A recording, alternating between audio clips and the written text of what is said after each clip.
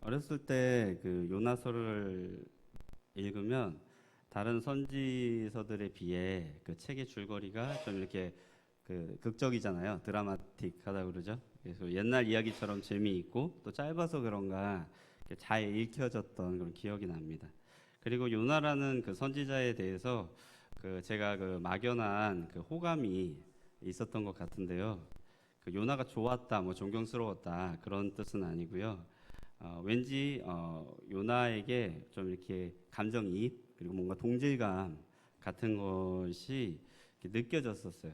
어렸을 때는 그게 무엇 때문이었는지 정확히는 잘 몰랐습니다. 단지 하나님의 말씀을 너무나 그 아름답게 대연한 그 이사야 선지자나 가든 수모와 핍박에도 불구하고 나라를 위해 눈물을 흘리며 말씀을 전했던 그 예레미야 선지자와는 정말 다른 그러니까 하나님의 말씀을 대언하는 그런 어떤 거룩한 선지자의 전형과는 좀 다른 그 하나님의 말씀에 반항하다 못해 하나님을 떠나 도망가 버리는 그런 모습을 제가 보았거든요. 저는 그런 그 요나의 모습이 뭔가 매우 직설적이고 또 저도 가끔은 하나님께 따져 묻고 싶고 또 화를 내고 싶은 그 저의 모습을 이렇게 투영할 수 있어서 막연하게나마 요나에 대한 그런 어떤 이렇게 동질감을 좀 느꼈던 것 같습니다. 요나는 북이스라엘 여로보암 2세 시대의 선지자로서 당시 여로보암 2세는 북이스라엘의 르네상스를 이끈 왕이었습니다. 열왕기하 22장 25절 말씀을 보시면 이스라엘의 하나님 여호와께서 그의 종 가드 헤벨 아미떼의 아들 선지자 요나를 통하여 하신 말씀과 같이 여로보암이 이스라엘 영토를 회복하되 하맛 어기에서부터 아라바 바다까지 하였으니에서 보듯이 당시 북이스라엘이 그 르네상스 시대로서 영토를 회복하고 나라는 정치, 경제, 군사적으로 안정과 번영을 누리고 있었던 때라는 것을 알 수 있습니다. 북이스라엘이 정치, 군사, 경제적인 면에서 이 안정을 누릴 수 있었던 것은 당시 세계적인 제국으로 군림하던 아수르가 그 세력이 약해졌기 때문입니다. 그들이 뭐 이렇게 특별히 잘해서라기보다 당시 아수르는 세력이 그 내부의 혼란과 또 외부의 저항으로 인해 약해졌었고 그 틈을 타서 북이스라엘은 잠시의 중흥기를 거쳤을 뿐입니다.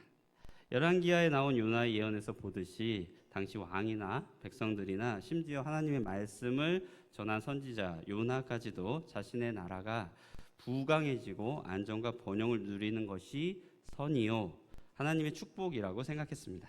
어찌 보면 당연한 것이죠. 그들의 그런 모습 뒤에는 아수르의 침체기를 오히려 고소하게 여기고 또 아수르를 향한 하나님의 징벌과 형벌이 당연하다라고 여기는 이기적인 바람이 숨어 있었습니다. 그리고 나아가 니느웨는 망해버렸으면 했던 마음이 강했던 거죠. 아수르는 역사적으로 굉장히 호전적이었고요. 정복민들에게 복종을 얻기 위해 굉장히 잔혹한 짓을 서슴지 않았습니다. 구약 성경에서도 기록되었듯이 아이를 임신한 여자의 배를 갈라서 그 태아를 꺼내서 벽에 이렇게 팍 던져서 쳐서 터져서 죽였고요. 사람들을 살아있는 채로 껍질을 이렇게 쫙 벗겨서 이렇게 죽이는 그런 참혹한 짓을 감행했습니다. 그렇게 해야 정복민들에게서 어떤 그 경외심을 일으켜 통치가 더 용이해진다고 믿었던 것 같아요. 그런 일을 여러 번 당했던 그 주변국들은 아수르라고 하면 치를 떨기 일쑤였고 북이스라엘도 그런 나라들 중에 하나였습니다. 그리고 요나 또한 북이스라엘의 백성 중에 한 사람으로서 그 역시 아수르가 그 자신의 그 조국에 행한 죄악과 악행의 대가를 받아 멸망하는 것이 좋은 것이요 선이라고 생각하는 사람 중에 하나였습니다. 그런 요나를 하나님이 불러 아수르의 수도 니느웨로 가서 말씀을 전하라 했으니 요나의 마음이 어떠했겠어요? 그가 니느웨에 대한 하나님의 마음과 생각은 안중에 없이 원수처럼 여기고 망해버렸으면 하는 생각으로 가득 차 있었습니다. 그의 마음속에는 이미 니느웨는 악이고 니느웨가 망하는 것이 정의이고 선이다 라는 생각으로 가득 차 있었던 거죠. 그런 그에게 하나님이 니느웨에 가서 구원의 말씀을 전하라 내 말을 전해라 라고 하자 그는 하나님의 말씀을 외면하고 니느웨와는 정반대인 다시스로 가는 배에 오릅니다. 사람들이 다른 이들을 판단하고 정죄할 때는 정신이 아주 이상한 사람이 아니고서야 보통 나름 자신이 옳다고 생각하는 선과 의로 다른 사람들을 판단하고 정죄합니다. 그리고 더 바라기는 그를 심판하기 원하죠. 그러나 대부분은 심판을 하지 못합니다. 왜냐하면 심판을 할 만한 힘과 권세가 없기 때문이죠. 요나의 경우도 마찬가지였습니다. 그는 북이스라엘과 주변 정복 국가들에게 잔혹한 악행을 일삼았던 아수르를 용서할 수 없었고요. 그는 하나님의 마음과 생각보다는 자신이 옳다고 생각하는 선과 의로 하나님의 말씀을 불순종하였던 것입니다. 그러나 하나님의 생각은 요나의 생각과는 너무나 달랐습니다. 하나님은 2절에서 니느웨를 저 큰 성읍이라고 말씀하고 계십니다. 이는 니느웨가 큰 나라의 큰 도시이기 때문에만 이르는 말은 아닙니다. 더 중요한 것은 하나님이 니느웨를 중요하게 생각하시고 또 그 도시의 백성들도 귀하게 여기셔서 구원받게 해주시기 원하신다는 것이었습니다. 그러나 요나 자신의 의로 너무나 철천지 원수였고 도저히 용서할 수 없는 악인들이었던 아수르와 또 그 심장부인 니느웨의 사람들에게 하나님의 말씀을 전한다는 것은 생각조차 할 수 없는 일이었습니다. 그는 자신의 선과 의를 하나님의 선과 의보다 더 중요하게 생각했던 것이죠. 그는 자신도 의식하지 못하였던 하나님의 자리에 앉아서 선과 악을 판단하고 또 자신이 선이라고 생각한 것을 포기하지 않고 악이라고 생각한 것을 버려버리려는 그 자신의 의를 세우는 하나님 노릇을 하고 있었던 것입니다.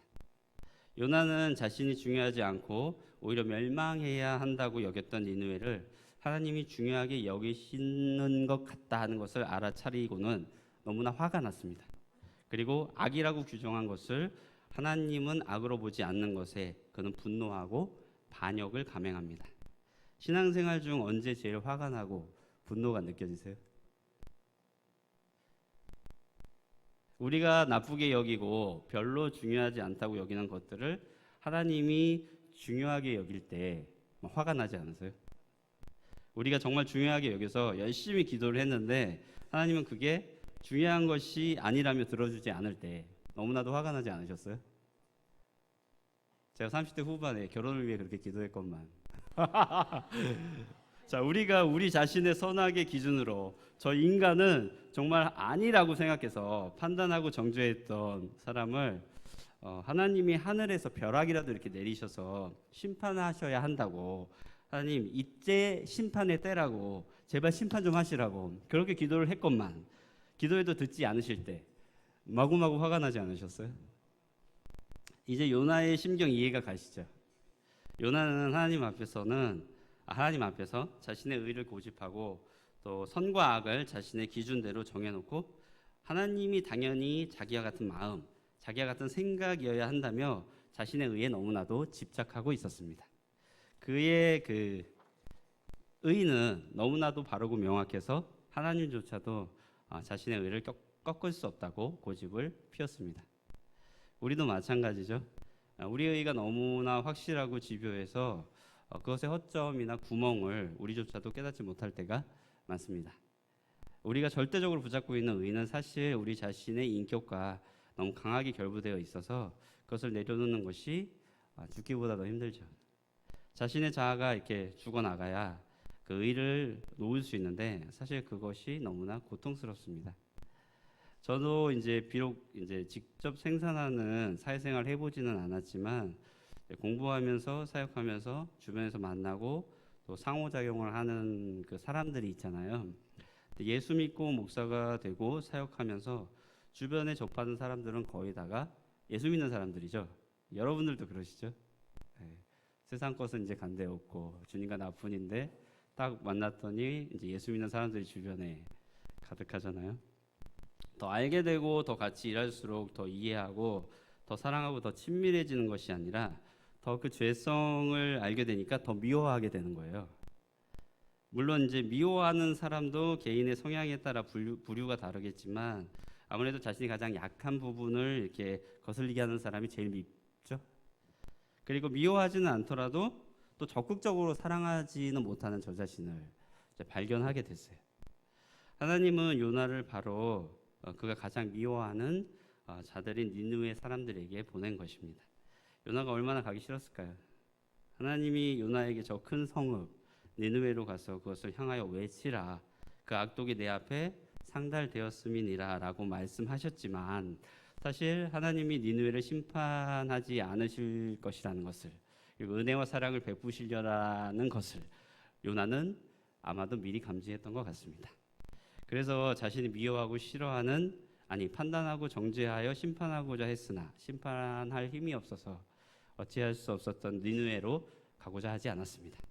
인생을 불쌍히 여기시고 구원하고자 하는 하나님의 그 대언자인 선지자로서의 역할을 저버리고 다시스로 도망가려고 했던 것입니다. 우리가 사람을 사랑하고 하나님의 대행자가 되려면 자신의 의를 품고 있는 그 자신의 인격과 결부되어 있는 옛 자아가 죽어야 합니다. 그러나 대부분의 사람들은 자신의 의가 물리적으로 죽더라도 죽기까지 할지라도 꼭 지켜야 할 만큼 옳다고 여깁니다. 3절, 요나는 급기야 다시스로 가는 배에 오릅니다. 그가 피한 것은 하나님의 얼굴이었습니다. 하나님의 말씀대로 살기 싫으니까 하나님과의 관계를 끊어버렸던 거죠. 선지자라면 하나님과 관계를 맺는 것이 얼마나 중요하다는 것을 잘 알고 있었을 것입니다. 그러나 자신이 하기 싫은 것을 하나님과 계속 관계를 맺으면 시킬 것을 알고 있었기에 그는 하나님과의 관계를 끊어버리고 도망을 가버리겠다는 자기 의지에 가득 차 있었습니다. 그가 욥바로 왔을 때는 마침 다시스로 가는 배가 어떻게 이렇게 안성맞춤으로 딱 있었죠. 우리가 우리 의에 충실한 판단을 내린다고 해서 하나님이 때마다 일마다 우리를 치시지는 않습니다. 하나님은 보다 더 기묘한 하나님의 때를 기다리고 계셨던 것이죠. 요나가 안정적인 뭇에서 하나님의 개입을 당했더라면 그는 어쩌면 또 다른 불순종과 이 반역의 길을 따라 도망가려고 시도했을 것입니다.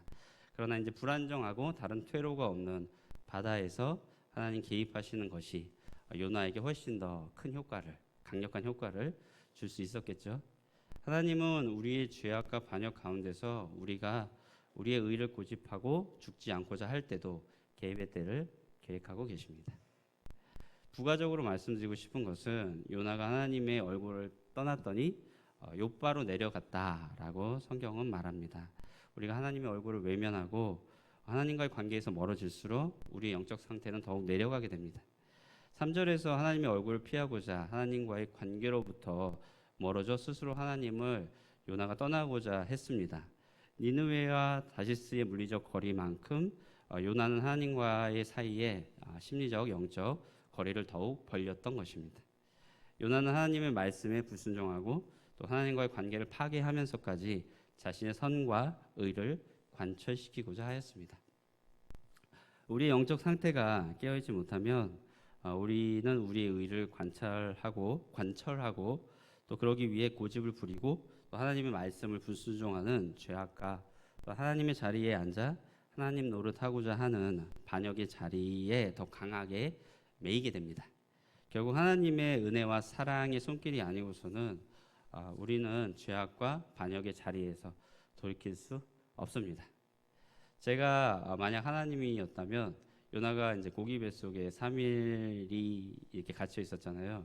3일이 아니라 계속 놔둬서 철저하게 회개하게 한 후에 물고기 뱃속에서 다 소화됐을 때까지 그냥 이렇게 내버려 뒀을 것 같아요. 괘씸한 녀석, 감히 불순종하고 반역을 해? 어디 맛 좀 봐라 이러면서. 그러나 사랑이 많으신 아버지 되신 하나님은 늘 오래 참으시고 은혜와 사랑으로 우리를 대하십니다.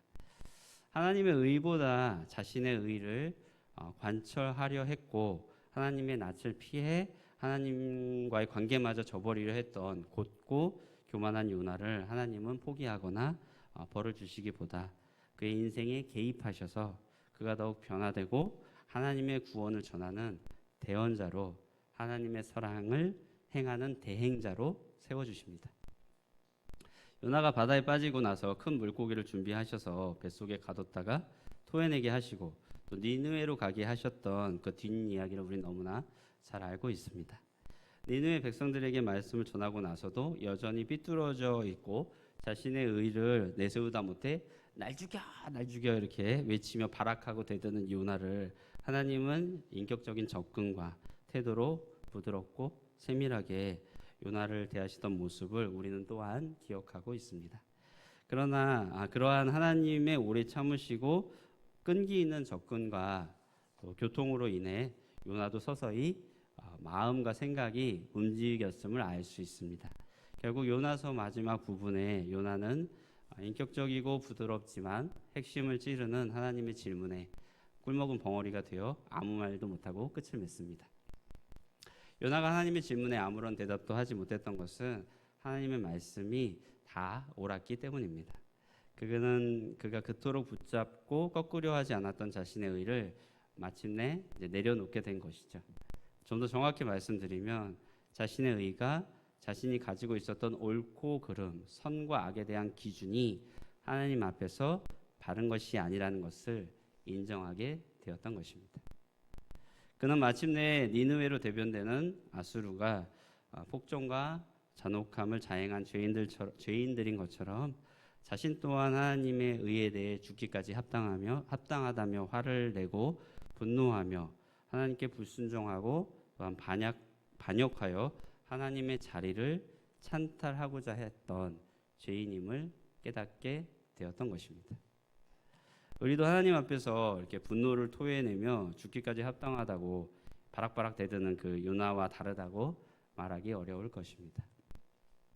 우리가 우리 자신의 의가 틀렸다는 것, 우리가 우리 자신의 의를 내세울 때 하나님의 자리에 앉아 하나님의 왕위를 찬탈하고 불순종과 반역의 죄를 짓고 있음을 깨달아야 하겠습니다. 제가 그 청소년 시절에 BJR이라는 비속어가 있었어요. 그게 베제라라는 것의 영어식 약자입니다. BJR. 근데 가진 것 없고 아는 것 없는 사람이 이제 궁지에 몰렸을 때 나 가진 거 아무것도 없고 몸으로 때울 테니 죽이든 살리든 마음대로 해라. 이제 그런 용례로 BJR을 많이 썼는데 국어사전적 정의로는 어떤 일을 저질러 놓고 책임을 져야 하거나 해결할 상황이 되었을 경우 무조건적인 책임 회피용으로 쓰이는 표현 또는 실제로 배를 째라는 의미보다는 죽이든 살리든 마음대로 하라라는 소위 일자무식의 무대포 정신으로 대처하는 것을 말한다고 얘기합니다. 이 베째라가 바로 이 요나의 태도였습니다. 하나님이 이렇게 해라라고 말씀하실 때 에라 모르겠다. 도망갈 거야. 베째라. 그리고 하나님이 다시 잡아다가 물고기 뱃속에 가두자 살려달라고. 안 살려주면 베째실 거야. 막 이러면서 또 다시 니느웨로 나왔더니 그래 하라는 대로 하면 될 거 아니야. 에이 베째라. 그리고 다 하고 나서 왜 하라는 대로 했는데 말씀한 대로 니느웨를 안 멸망시켰잖아요. 왜 말씀한 대로 안 하냐고. 이렇게 베째라 또 개겼죠. 그리고 하나님이 니느웨에 대한 구원과 사랑의 은혜를 질투하고 막 화내면서 에이 배를 째세요. 그러면서 참으로 그의 글을 그 베째라 선지자라고 이렇게 별명을 지을 수 있을 그런 선지자였는데요. 그러나 그의 이런 그 베째라 정신과 태도가 어렸을 때부터 왜 저는 그렇게 공감이 되었을까요? 저는 요나의 그 아집과 그릇된 의가 하나님의 자리를 찬탈하는 그 반역의 죄라는 것을 깨닫게 되면서 의문이 풀렸습니다. 그렇구나. 내가 요나구나. 내가 하나님의 의보다 나의 의를 고집하고 중요시하며 하나님의 자리를 찬탈하고 하나님 노릇 하려는 반역자였구나. 라는 것을 깨닫고 나서야 제가 어렸을 때 왜 그렇게 때를 쓰며 하나님께 베째라 이렇게 대드는 요나에 대해 막연하게나마 쉽게 공감하고 동일시할 수 있었던가에 대한 진실을 볼 수 있게 되었습니다. 바로 제가 요나와 같은 죄인이기에 그렇다는 것을 알게 되었던 거죠. 하나님 앞에서 이렇게 베째라 이렇게 바락바락 대들며 자신의 의를 고집한 요나의 모습이 곧 우리의 모습입니다. 우리가 요나와 같은 죄인임을 깨닫지 않고는 우리는 우리의 의를 내려놓을 수 없습니다.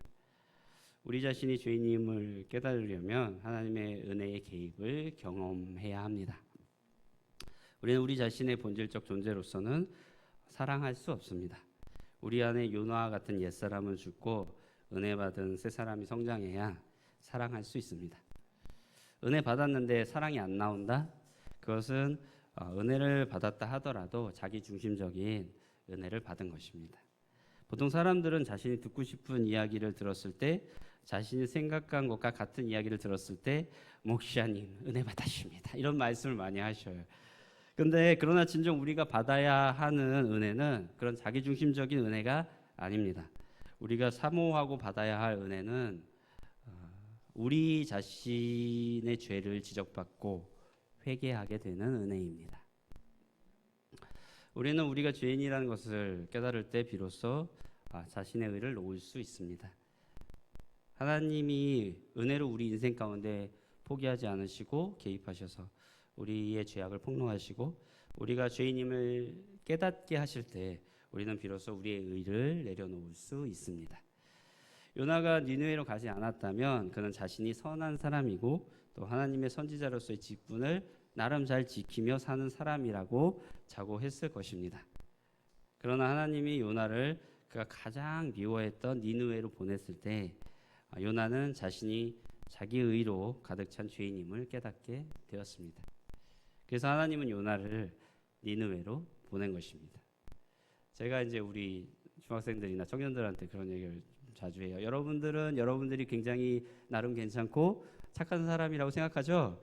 이제 그런 질문을 나름 해요. 그러면 이제 청년들이 아무 대답을 안 해요. 중고등부 학생들이. 그러면은 그렇지 않으면 사실 살아갈 수가 없죠. 그래서 제가 또 이렇게 위로하는 말을 이렇게 해주죠.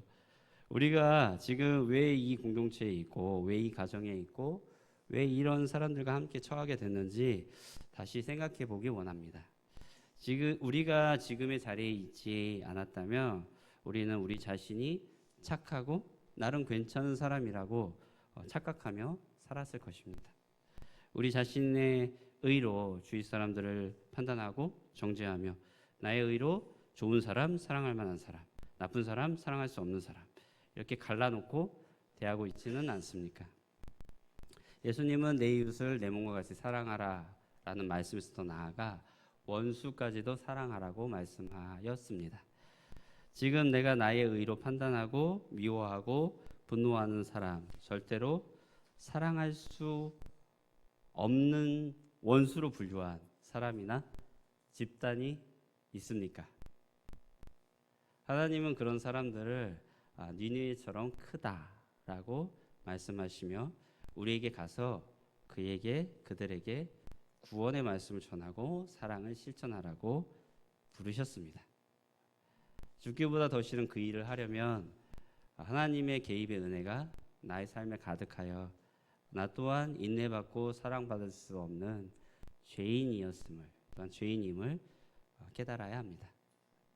그리 돼야 옛 자아가 죽어진 가운데 새 자아가 더욱 자라나 원수까지도 사랑하라고 하신 예수님의 인내와 사랑을 행하게 되는 것입니다. 오늘도 우리 인생의 은혜로 개입하여 주셔서 우리의 죄를 폭로하시고 또 우리가 니느웨라고 여기고 또 아수르 사람이라고 여겼던 사람들을 사랑할 수밖에 없는 자리로 나아가게 하신 하나님의 개입을 바라보기 원합니다. 우리의 죄를 폭로하시고 또 우리의 자아를 죽이셔서 구원을 이루어 가시는 하나님 아버지의 선하심을 찬양하기 원합니다. 날마다 우리 인생을 불쌍히 여기시고 개입하시는 하나님의 은혜로 살아가는 인생임을 또한 기억하기 원합니다. 그리고 깨닫게 해주시는 그 죄악된 옛 자아를 죽이고 은혜로 생명을 얻은 새 자아가 날마다 더 강건하게 자라나 사람들을 예수님처럼 인내하고 사랑할 수 있는 저와 여러분이 되시기를 그리스도의 이름으로 소원합니다.